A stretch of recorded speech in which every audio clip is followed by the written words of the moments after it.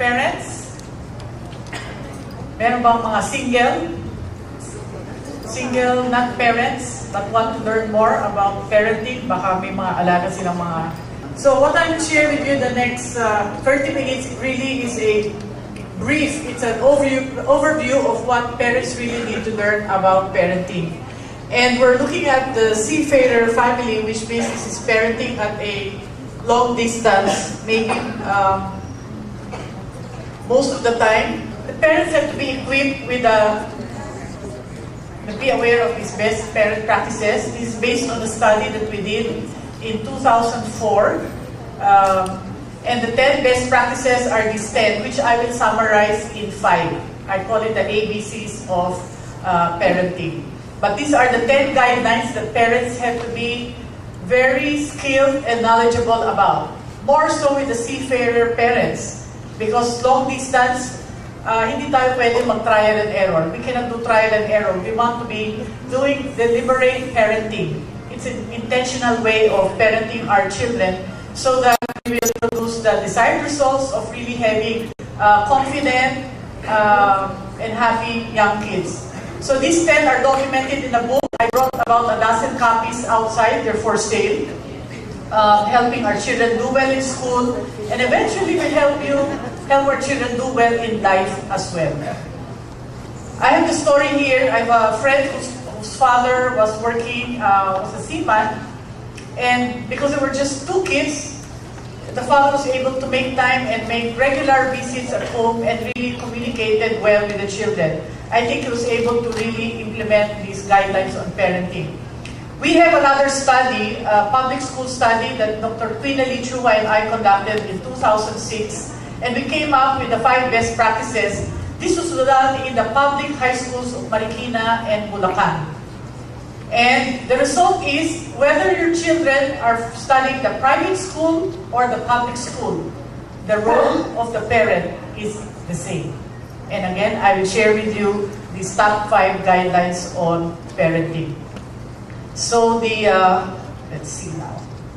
The key here, how many of you have children ages 0 to 7?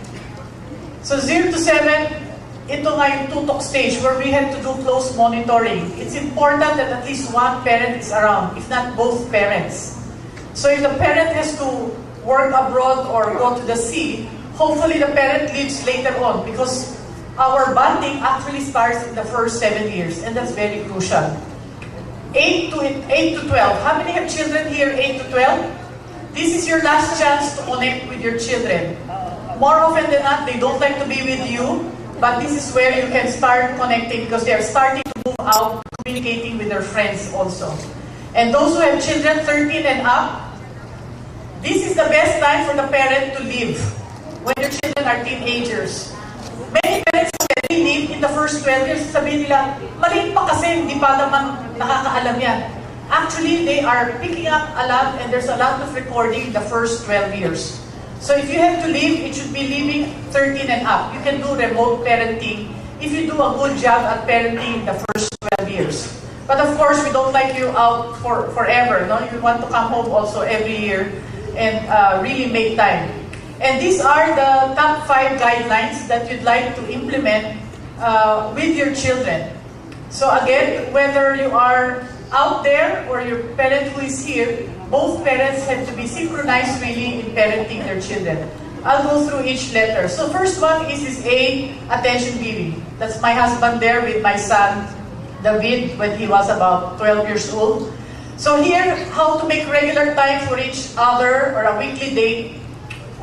So the parent who is here, hopefully there's one parent who is at home, can spend this regular time with the child to talk, to chat, to have a lot of fun together. Skype is good because at least you can talk face to face. If your children are below 12 years old, then they will be still interested in this. But if your children are teenagers already, which means you need to work out your schedule and let them know ahead of time when you are available to Skype with them, to talk to them, or have your date day. Parenting really has to be deliberate. So, you know, if you have, in this case, 4 children, how to make time each for each child. What I do before was a late day with Rafael every Monday, with David was every Tuesday, and later on with Angelica was every Thursday. On a small budget of even 50 peso or 10 peso. You don't like to spend money. This is the time to sit down and talk with them. So that the results of this, even when they're teenagers, or even now my kids are now 25, 23, and 18, they still want to talk to us because we've started already that habit of talking to each other in their first 10 years. So, so that's A in terms of giving time, because time is equal to love. The letter B is now building self-worth. You have to be the parent who's the cheerleader. That you see your child in a positive way. Lahat maganda tungkol sa kanya. And we have a positive way of giving feedback negatively. So that we want to catch our child doing well, and we have to say it. Because many times we will say, oh, it's a good thing my son or daughter is studying, but we don't articulate it. Hindi natin sinasabi. Our children need to listen, to hear a lot of positive things from us. In my talks in parenting, many parents are more autocratic, which means we catch them doing bad more often than that, which we have to change. Because really, as a nation, we have to be more positive. That crab mentality, we have to change that. It is not healthy for our children. We have to say lines like, I am glad you like adobo and eggplant omelette. Kunyari, may problema about eating. Or then the child is eating adobo, then acknowledge it. It looks like you have worked hard to learn the piano piece. You know, so if your child is learning how to play the piano, then you've worked hard. We will not look for perfection because our children are not perfect. Neither are we. But to say, if there's a difficult math problem, you can say, that's a difficult math problem, son, but I'm sure you'll work it out. So you're building the confidence of the child. Magagawa mo rin yan. Maybe we just need practice. Rather than say, tagal-tagal na natin nag-practice, hanggang ngayon, hindi mo pala kukuha. Siguro nagmana ka sa tatay mo. Diba? Ano pa, no? Sinama pa si tatay at sinabing hindi siya magaling. You know, nagdamay pa. So, we want to be positive and say it can be difficult. Because some parents will say, no, it's very easy, you can get that. But maybe for the child, it's difficult. So, acknowledge it's difficult, but with practice and patience, we can get things done. So, we have a lot of information on that in our book. So, A, attention, B, building self-worth, C, communicating regularly and well. So, you make time, and then you act positive. Letter C, you have to know how to listen, and we have to know how to speak. Many teenagers complain that parents do not listen. Because many parents keep talking and talking, but do not listen. Sermon. Sermon is very negative. So there is a, my husband and I give a one-day workshop, or a minimum of 3-hour workshop, on how to communicate and listen properly. And an example would be something like this. If you're talking to a kid, Mom, my new classmate pushed me. If you do not know how to listen, the mom might say, siguro may ginawa akong masama. Maybe you did something bad, that's why your classmate is pushing you. So you are already judging your child. But what you want to do is to be a good listener and rather say, really, your new classmate pushed you? When did it happen? So that's called mirroring. And the child will say, he pushed me this morning while we were playing with the blocks. And mom, if you know how to listen, will say, oh, you were playing when he pushed you. How do you feel about it? So the parent, the mother, will not make any judgment, but rather listen. And as you go on listening and mirroring to your child, especially listening to the feelings, the child will tell you more. And the child will want to tell you more stories. But if you will make a judgment and say, maybe you hit your classmate, your child maybe next time will not tell you anything anymore. Okay? So another example here, or to continue, we can say, that may really hurt. What did you do when you were pushed? Okay? So the child says, I told a new kid that I will not play with him anymore if he still pushes me. Then I told teacher also. And mom says, it's okay to tell him you will no longer play with him if that happens again. And it's good that you told teacher. Are you okay with that? So just by listening, the child eventually said, yes, I'm okay, I feel better now. And the child feels better because mom listened. Mom did not put him down. Mom did not blame the child for maybe creating it. So we have to hold our tongue and listen more before we talk so that we can work it out. If we have a teenager might say, and you can do this whether you're face-to-face with your child or this is on Skype or you are emailing each other. Especially when you're writing, we have to be very careful kasi yung sinusulat natin, babalik-balikan. Thank you very much, Rear Admiral Adonis Donato, for that very inspiring message and also having shared to everybody the innovative programs for the Seafarers family, all in due recognition of the worth of seafarers and their families in the industry. Thank you so much, sir.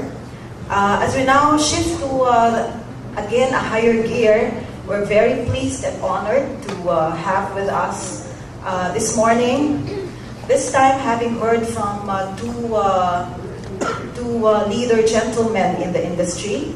We're very happy to have her, a woman-empowered public servant who we know, we cannot deny the fact that for the past years has been very much active, especially when there is an outbreak of violence in different countries where our overseas workers are stationed.